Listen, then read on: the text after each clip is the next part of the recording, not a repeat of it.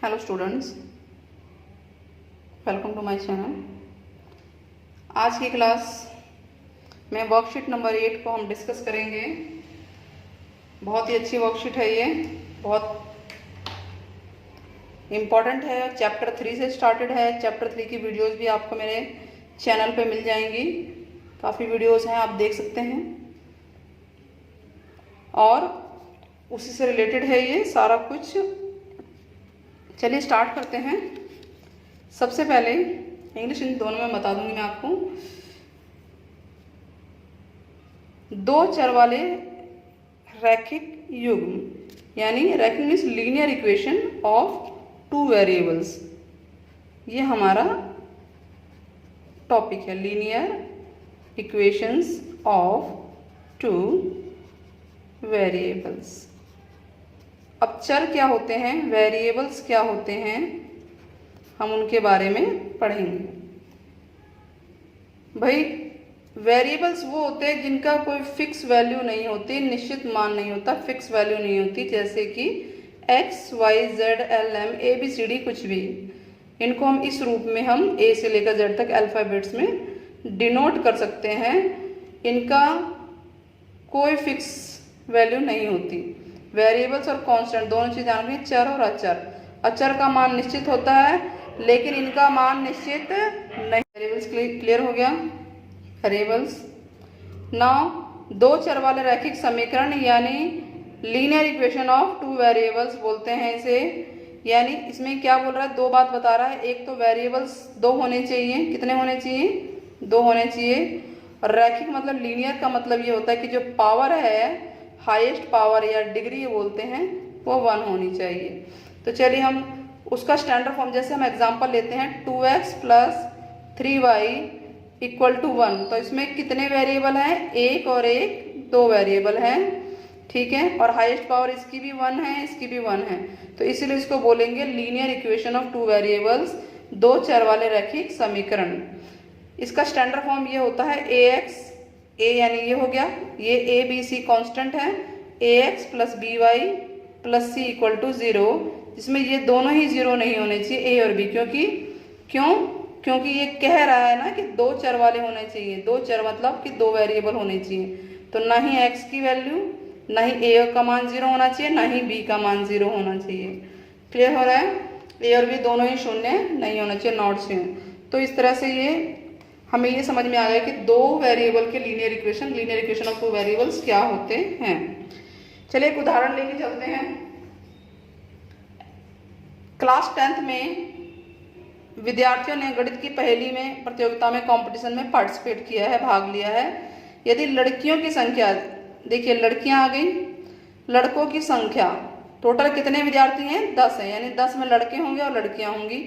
लड़कियों की संख्या लड़कों की संख्या से 4 अधिक है। इसको हमें ग्राफ बनाना है। क्या बनाना है? हमें ग्राफ बनाना है। चलिए मान लेते हैं, दो चीजें हैं ना, लड़के और लड़कियां। तो मान लेते हैं लड़कियों की संख्या, लड़के यानी नंबर ऑफ गर्ल्स x मान लिया, और नंबर ऑफ बॉयज हमने y मान लिया। किसी को भी x y मान सकते हैं। तो टोटल नंबर कितने हैं? लड़कियां प्लस लड़के यानी गर्ल्स प्लस बॉयज 10 हैं, यही है ना। 10 बच्चों ने भाग लिया है। तो गर्ल्स प्लस बॉयज 10 है, यानी गर्ल्स को हमने x माना था और बॉयज को y। तो x + y क्या हो गया? हमारा 10 हो गया। ये आ गई हमारी फर्स्ट इक्वेशन, पहला समीकरण, ठीक है। सेकंड कंडीशन क्या कह रहा है? लड़कियां लड़कों से 4 ज़्यादा है। इक्वेशन मीन्स क्या होता है? इक्वल करना। तो हमारे पास क्या है, लड़कियां को लड़कों के अगर बराबर करना है तो लड़कों में 4 जोड़ना पड़ेगा, यानी लड़कों में जब हम 4 जोड़ेंगे तो लड़कियों के बराबर होगा, ठीक है। यानी गर्ल्स = होगा बॉयज + 4, क्योंकि लड़कियां ज़्यादा हैं। और इक्वल मतलब इक्वेशन, हमें समीकरण बनाना है। तो ये गर्ल्स की वैल्यू है x, जो हमने x माना था, और बॉयज है y। तो x बराबर हो गया y + 4। मर्जी आप ऐसे लिखिए चाहे ना लिखिए, आप ऐसे भी छोड़ सकते हैं। इक्वेशन नंबर 2 हो गई। अब हमें इसका बॉक्स बना के ये ग्राफ बनाया गया है, बताया गया है कि कैसे ये x का मान हमने इसमें 10 रखा। देखिए x अगर हम 10 रखेंगे तो 10 उधर जाके 0 हो जाएगा, y बराबर 0 आ जाएगा। या ये बोल सकते हैं y अगर हम 0 रखते हैं तो x 10 आ गया, और x अगर 0 रखेंगे तो y 10 आ जाएगा, ठीक है। क्लियर हुआ? ये नहीं हुआ? चलिए हम दोबारा बताते हैं यहाँ पे। देखिए पुट या x का मान y बराबर 0, अगर हमने y 0 रख दिया तो यहाँ 0 रखिए तो ये हो जाएगा x प्लस 0 इक्वल टू 10, तो x इक्वल टू 10 आया ना। ठीक वैसे ही अगर x 0 रखोगे तो y भी 10 आ जाएगा। अब क्लियर हुआ। ठीक, अब इस इक्वेशन में पहले पुट करके देखिए, y 0 रखिए तो x बराबर हो जाएगा 0 प्लस 4, तो 0 प्लस 4 क्या आता है, 4 आता है, ये भी आ गया। अब y आप कुछ भी रखिए, मान लीजिए 3 रख दिया, जैसे इन्होंने y इक्वल टू 3 रखा है, पुट किया है तो y 3 रखा है, यहाँ 3 पुट कीजिए तो x बराबर आ गया 3 प्लस 4 यानी कि 7। अब ये पता चला 7 कैसे आया। ठीक है, तो अपनी तरफ से हम कुछ भी वैल्यू पुट कर सकते हैं, प्लस में, माइनस में, 0 1 2 -1 -2। और अच्छे से समझना है तो इसका मेरा फुल इंट्रोडक्शन है वीडियो, आप उसको देख सकते हैं, कई वीडियो 2-3 वीडियोस हैं। चलिए आगे बढ़ते हैं। तो इसका ये ग्राफ बनाया गया, कैसे ग्राफ बना है, x अगर 10 है तो y 0 है। चलिए हम चेक करते हैं कहाँ पर है x 10, यहाँ आगे आएगा 7, ये x की लाइन है, ये y की लाइन है, तो 7 के बाद 8 आएगा, 9 आएगा, 10 आएगा, तो x 10 होगा तो y 0 होगा, यहाँ पे कहीं 10 होगा, छोटा छोटा। और तो ये ग्राफ मोटा मोटा इन्होंने बनाया है इस पे। इसको हम अभी एक सवाल ही वाला थर्ड करेंगे तो इसको और समझ में आएगा ग्राफ बनता कैसे है। फिलहाल इसको समझते हैं। x अगर 10 है तो y 0 है, और x 0 है तो y 10 है, तो एक लाइन बन जाएगी, दूसरी लाइन इससे बनेगी, ये एक दूसरे को यहाँ पे काट रहे हैं। ठीक है, जिस पॉइंट पे काट रहे हैं यहाँ 7 और 3 दिख रहा है हमें, यानी इसको सवाल को हमें करके दिखाया गया है। तो ये पहला x का मान होता है, दूसरा y का मान होता है। तो हमें ये समझ में आ गया कि जब दो रेखाएं आपस में काटेंगे तो उनका सिर्फ एक ही हल होता है, ओनली वन हल होता है, यूनिक सॉल्यूशन होता है। क्या होता है, unique solution, unique solution. Clear है, यूनिक सॉल्यूशन होता है। और यानी x की वैल्यू क्या होगी, यहाँ पे 7 होगी और y की वैल्यू 3 होगी। तो हमें एक चीज समझ में आ गई, अगर कोई दो चर वाला रैखिक समीकरण है, लीनियर इक्वेशन है 2 वेरिएबल का, तो अगर उसका हम ग्राफ बनाएंगे तो एक सरल रेखा बनेगा। सरल रेखा बनेगा, सिंपल लाइन बन रही है। एक ये बात समझ में आ गई। दूसरी बात है कि दो लाइनें अगर एक दूसरे को काटेंगी तो सिर्फ only one and one only solution होगा, यूनिक सॉल्यूशन जिसे बोलते हैं, आदित्य हल। ये दो बात बहुत इंपॉर्टेंट है, आपको आगे तक चैप्टर में, इस थर्ड चैप्टर में काम आएगा। ठीक है, क्लास 10 थर्ड चैप्टर। अब ये उदाहरण जो दिया हुआ है इस पे क्वेश्चन है, क्वेश्चन को ट्राई करते हैं। क्वेश्चन क्या है कि हमें ये बताना है इसमें x का मान क्या है और y का मान क्या है। तो हम x देख ही रहे हैं 7 है और y 3 है, तो इसका ये आंसर हो गया। आगे क्या कह रहा है कि समीकरण y माइनस x बराबर 2 है, तो इसका आलेख क्या बनेगा, कैसा बनेगा। एक सरल रेखा हमने लिखा था ना, किसी भी ऐसा रैखिक समीकरण यानी कोई भी इस तरह का समीकरण है जिसमें एक ही पावर है x और y की, तो उसका ग्राफ हमेशा सरल रेखा बनेगा। क्या बनेगा, सरल रेखा बनेगा, यानी कि स्ट्रेट लाइन बनता है, स्ट्रेट लाइन। ठीक है, इंग्लिश में स्ट्रेट लाइन बोलते हैं इसको, इंग्लिश का भी है यहाँ पे, देखिए ये रहा स्ट्रेट लाइन, तो आप इसे लिख सकते हैं। चलिए नेक्स्ट आगे बढ़ते हैं। क्वेश्चन नंबर 3 इसको पढ़ते हैं, पहले रीड करते हैं इसे। 2 किलो सेब और 1 किलो अंगूर आप खरीद के लाए, 2 किलो सेब और 1 किलो अंगूर, और उसके 240 रुपये आपने फल वाले को दिए। ठीक है, 2 किलो सेब, 1 किलो अंगूर, एप्पल और ग्रेप्स का दाम एक दिन में इतना था। एक दिन का। एक महीने बाद गए तो 4 किलो सेब आपने लिया, महीने का मतलब नहीं, एक महीने बाद आप दोबारे गए और 2 किलो अंगूर लेकर आए। 4 किलो सेब और 2 किलो अंगूर, और उसका रेट हो गया 500 रुपया। तो हमें इसका ग्राफ बनाना है। चलिए बनाते हैं, स्टार्ट करते हैं।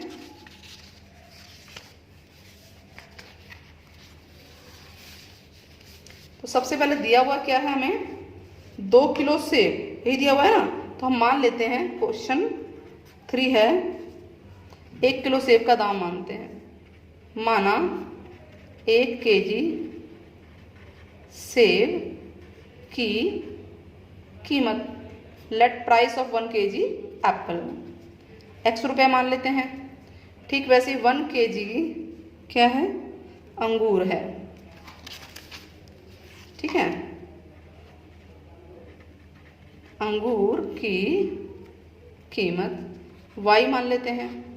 अब अकॉर्डिंग टू क्वेश्चन प्रश्न क्या कह रहा है, अकॉर्डिंग टू क्वेश्चन प्रश्न के अनुसार 2 किलो सेब यानी 1 किलो सेब देखो x रुपए का है। यहाँ पर आपको एप्पल लिखना है, सेब और प्लस अंगूर, इन्हीं का रेट चल रहा है। ठीक है, तो 1 किलो x रुपए का, क्योंकि हमें पता नहीं है तो हमने कितना लिया है, 2 किलो लिया, तो 2x हो गया ना, प्लस 1 किलो अंगूर यानी अंगूर 1 किलो y का है और 1 ही किलो लिया है, तो ये हो गया 2x प्लस वाई बराबर आपने 240 रुपये दिए थे। फर्स्ट इक्वेशन हुई कि नहीं हुई? ठीक है, चलिए आगे बढ़ते हैं। अगला क्वेश्चन क्या कह रहा है कि 1 महीने बाद आप गए तो 4 किलो सेब लेकर आए, यानी 1 किलो सेब x का है और आप लेकर आए 4 किलो, तो 4x हो गया ना, 4x रुपये देंगे, ये रुपए में कन्वर्ट हो गया अभी, प्लस 1 किलो अंगूर y रुपये का है और आप 2 किलो अंगूर लेकर आए हैं, तो ये है 500 रुपये का। तो ये इक्वेशन नंबर 2 है। ठीक है, ये क्लियर हो गया, देखिए ये क्लियर हो गया। चलिए आगे बढ़ते हैं। इसको हम छोटा भी कर सकते हैं, इक्वेशन 2 को और छोटा कर दो, 2 से ये भाग हो रहे हैं तो 2 से भाग कर दो, ये हो जाएगा 2x, पूरे को 2 से भाग कर दे दोनों तरफ, यानी 2 सबके नीचे ले गए तो 2x सबसे सिंपल तरीका है। y इक्वल टू ये आ गया 250, तो ये हमारा इक्वेशन 2 हो गया, बल्कि इसको ना लिख के आप इसी को लिखिए। ठीक है, अब 2 हो गए, अब इसको हम सॉल्व करते हैं। हम यहाँ देख रहे हैं इधर राइट में 250 है, बड़ी रकम है, तो x और y के मान भी हम इसी तरह से लेंगे 10, 20, 30, 50, 100 के रूप में। 50-50 का ले लेते हैं या तो बॉक्स बनाते हैं हम। चलिए इसका पहले बना लेते हैं। ठीक है, क्लियर हो रहा है? बॉक्स बन जाएगा, इक्वेशन सेकंड का बॉक्स बना रहे हैं हम। ये इक्वेशन सेकंड का x और y का मान निकाल रहे हैं। तो x बराबर हम क्या रखें, 50 रख लें, x 50 रखें तो 50 मतलब 50 ही क्यों रखें, 1, 2, 3 क्यों ना, अगर 1, 2, 3 रखेंगे तो आप ले जाएंगे, बहुत बड़ी रकम आएगी। ग्राफ में आप नहीं ले सकते, ग्राफ में हम 1, 2, 3 की जगह अब हम 10, 10 का मल्टीपल या 20, 20 का ऐसे लेंगे। चलिए x का मान हम जो है 50 या 100 रख लेते हैं। 100 रखने पर तो 100 रखेंगे तो यहाँ पे क्या आएगा, 2 गुणा 100 जमा y बराबर 250, तब ये हो गया 200 जमा y बराबर 250, तो y बराबर हो गया 250 माइनस 200, कितना आया, 50 आ गया ना। तो जब हमने x 100 रखा तो y 50 आया। अब x आप कुछ और रखिए, आप y भी रख सकते हैं, ऐसी बात नहीं है, इसमें रखिए, आसानी से हो रहा है ये। तो अब x का मान x बराबर आप क्या रखेंगे, 50 रख के देख लीजिए। 50 रखने पर तो क्या आ रहा है, अगर हमने x 50 रखा है यहाँ पे तो ये हो गया 2 गुणा 50 प्लस y बराबर 250। क्लियर है, 50 दूनी 100 जमा y बराबर 250। ठीक है, तो 100 इधर चला जाएगा तो y बराबर हो जाएगा 250, 250 माइनस 100, तो y बराबर आ गया 150। जब हमने x 50 रखा तो ये आ गया 150। ठीक है, चलिए आगे बढ़ते हैं, इसका भी कर लेते हैं सॉल्यूशन। इसका सॉल्यूशन हम यहीं कर लेते हैं, इतने में ही आ जाएगा। हमारे पास क्या है, 2x जमा वाई बराबर 240। x का मान ही रखते हैं, देखना x बराबर हम क्या रखें, 50 ही रख लें, तो ये हो जाएगा 2 गुणा 50 जमा y बराबर 240, तो 100 जमा y बराबर 240, तो y बराबर हो गया 240 माइनस 100, y बराबर हो गया 140। ठीक है, इसका बॉक्स भी बना लेते हैं हम लोग, पिंक कलर से बॉक्स बना रहे हैं हम लोग। एक्स वाई, एक्स हमने जब 50 रखा तो ये आया 140। ठीक है, अब x बराबर 100 रखिए, 100 रखिए यहाँ पे, तो 2 गुणा 100 जमा y बराबर 240, ये 200 हो गया, 200 जमा y बराबर 240, तो y बराबर हो गया 240 माइनस 200, y बराबर आ गया 40। ठीक है, क्लियर हो रहा है, यही चल रहा है ना। तो x जब हमने 100 रखा तो ये आ गया हमारा 40। चलिए अब इसको ग्राफ पे बनाते हैं। 100 रखा तो 40 आ गया। ये 0 0 है, 50 50 का इंटरवल भी ले सकते हो, 40 40 का भी ले सकते हो। 40 का लेंगे, ऐसे 1 2 3 क्यों नहीं ले रहे, क्योंकि 1 2 3 लेंगे तो 100 आगे तक कैसे जाएगा। ये एक्स एक्सिस है, सबसे पहले ध्यान रखिए, ये वाई है, इधर प्लस होता है, इधर माइनस, प्लस माइनस। 0 से राइट पे हमेशा जाएंगे प्लस की तरफ। तो ये हो गया 40, बराबर बराबर दूरी लेंगे, 40 दूनी 80, 120, 160, 200। तो इधर -40 चलेगा, -80, आगे माइनस जाने की जरूरत ही नहीं है। तो ये भी यही लेंगे, 40, 80, 120, 160, यहाँ तक तो आ ही जाएगा। -40, -80, ठीक है, इतना क्लियर हुआ। चलिए बॉक्स देखते हैं। सबसे पहला है 100 और 50, ठीक है। जब हमने x 100 रखा तो y 50 आया था, x हमने 100 रखा, यानी x ये रहा 100, 80 और 120 के बीच में है। इसको ऊपर तक आप लेके जाइए, सीधा बिल्कुल ग्राफ पे बनाइएगा। 60 ये होगा, 60 का भी आधा होगा, ये 60 होगा ना, 40 उसके बीचों बीच, तो इसका भी आधा हो गया, तो ये हमारा 50 आ गया, यहाँ आ गया। तो ये क्या है, x 100 है और y 50 है। 9x 50 है और y 150।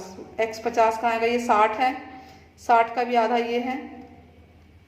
ग्राफ पे आप बिल्कुल क्लियर बनाएंगे। और y कितना जाएगा, 150 जाएगा। ये कितना, 140 है, 140 और 160 के बीच में होगा 150, लेकर आओ यहाँ पे। तो यहाँ आ गया ये पॉइंट, क्या पॉइंट आया, 50 और y 150। पहले x लिखना है, फिर y का लिखना है पॉइंट, ठीक है। अब इसको ग्राफ से आप मिला दीजिए। तो ये सेकंड इक्वेशन हमारा बन गया, सेकंड वाला था ना ये हमने बना दिया। नेक्स्ट x 50 है और y 140 है। चलो ढूंढते हैं, x 50 है, इसको ऊपर लेके चलते हैं, और y 140 ये था।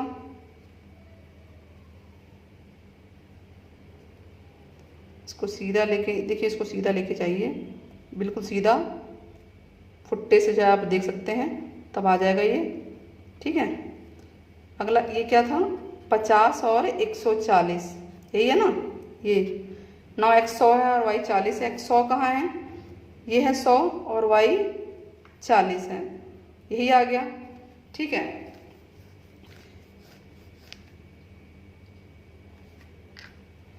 x 100 है और y 40 है, यहाँ आएगा ना, ये आ गया पॉइंट। ये भी आपका अंदर ही आएगा कहीं। कौन सा था ये वाला, 50 और 140, x 50 है, 140 है, इसको ये 60 था, यहाँ आएगा बिल्कुल यहाँ, ठीक है। मैं दूसरे कलर से करती हूँ इसको। तो ये पॉइंट है आपका 50 और 40 वाला, ठीक है। और ये वाला पॉइंट है आपका, क्या था ये, 100 और 40। तो हम ये इनको अगर मिलाएं तो क्या होगा, हम देख रहे हैं इसके समांतर एक रेखा जा रही है, पैरेलल जा रही है, बिल्कुल लाइन जा रही है ना, ठीक है। ये पॉइंट जो इधर लिखा है वो एक्चुअली में ये पॉइंट है, एरो लगा दिया है मैंने। तो क्लियर हो गया, ये ग्राफ हमारा हो गया इस तरह से। अगर हम ये देखें तो हमारे ये सारे क्वेश्चंस हो चुके हैं। वीडियो पसंद आई हो तो चैनल को लाइक सब्सक्राइब शेयर करना ना भूले। तब तक के लिए keep watching, thank you, good bye.